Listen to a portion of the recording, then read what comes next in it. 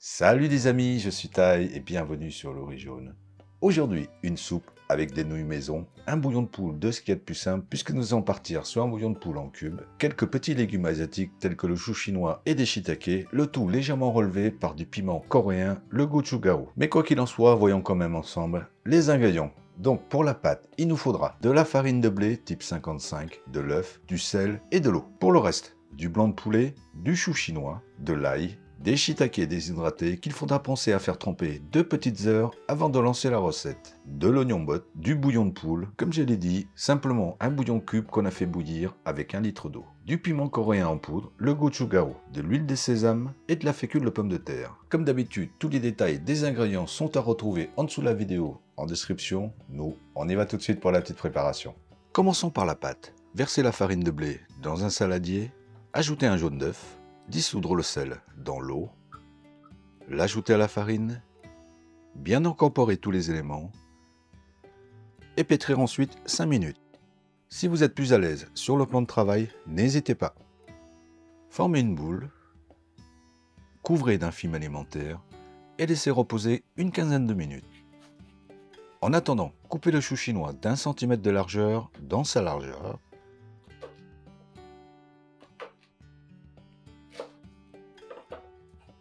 Réservez. Ensuite, retirez les pieds des shiitake. Puis, les couper en bâtonnets.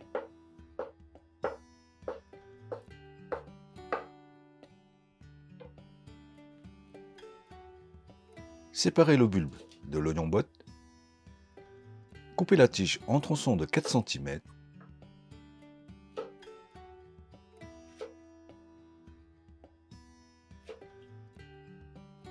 Puis, recoupez en julienne.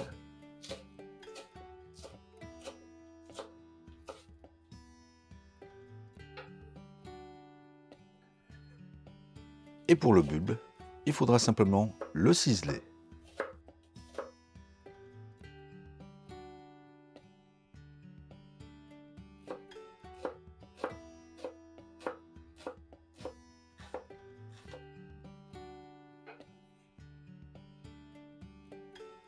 Hachez une gousse d'ail.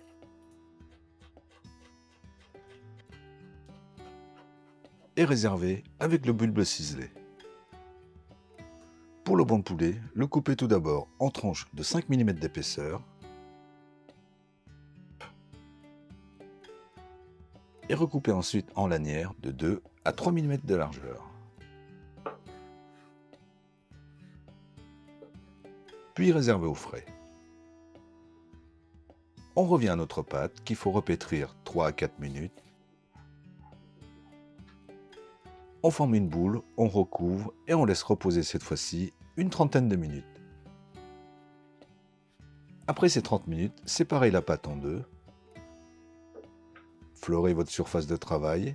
Abaissez la pâte pour une épaisseur d'1 mm environ.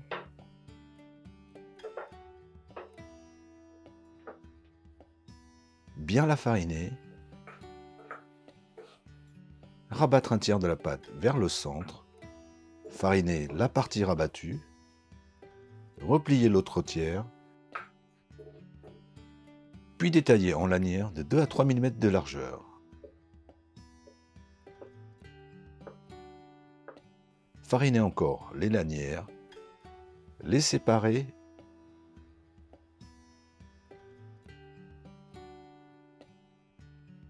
Et n'hésitez pas à bien refariner tout cela afin que ces lanières ne collent pas entre elles. On les met ensuite en cuisson dans l'eau bouillante pour 2 minutes.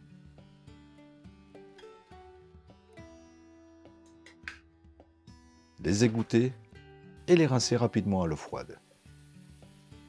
Ensuite, dans une sauteuse ou une grande casserole, avec 2 cuillères à soupe d'huile et à feu moyen, faire revenir l'ail et l'oignon 20 secondes. Ajouter le poulet, le cuire 5 à 6 minutes. Verser le bouillon. Ajouter les champignons, le chou chinois, le gochugaru, la sauce soja. Mélanger. Laissez bouillir 2 à 3 minutes. Incorporez ensuite les nouilles. refaire bouillir encore 2 minutes, mélanger ensuite la fécule de pomme de terre à l'eau, l'ajouter à la préparation, puis mélanger jusqu'à ce que le bouillon ait bien épaissi. Ajouter ensuite la partie verte de l'oignon botte, l'huile de sésame, mélanger rapidement, dresser,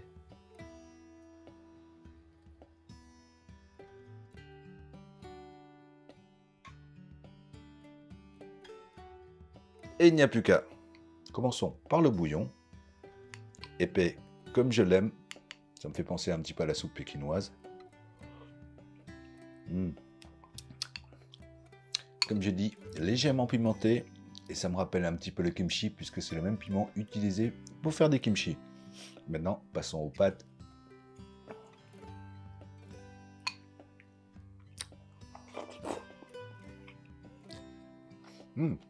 Les pâtes sont super tendres et se marient parfaitement avec ce type de bouillon. Et si vous n'êtes pas très fan des piments, n'hésitez pas à le retirer et mettre un petit peu de poivre moulu à la place. Donc une soupe super réconfortante et super facile à réaliser, comme vous avez pu le voir. Peut-être un peu plus de temps à passer pour les nouilles. En parlant des nouilles, si jamais vous voulez les conserver, par exemple au congélateur, je vous conseillerais de les cuire avant. Voilà, toujours aussi simple et efficace comme d'habitude. En attendant de vous retrouver pour une nouvelle vidéo, nous, on vous dit à bientôt. Et j'allais oublier la chose la plus importante que je n'ai pas dite en intro. Je vous souhaite une bonne et heureuse année et tous mes voeux pour l'année 2024. Et bon appétit!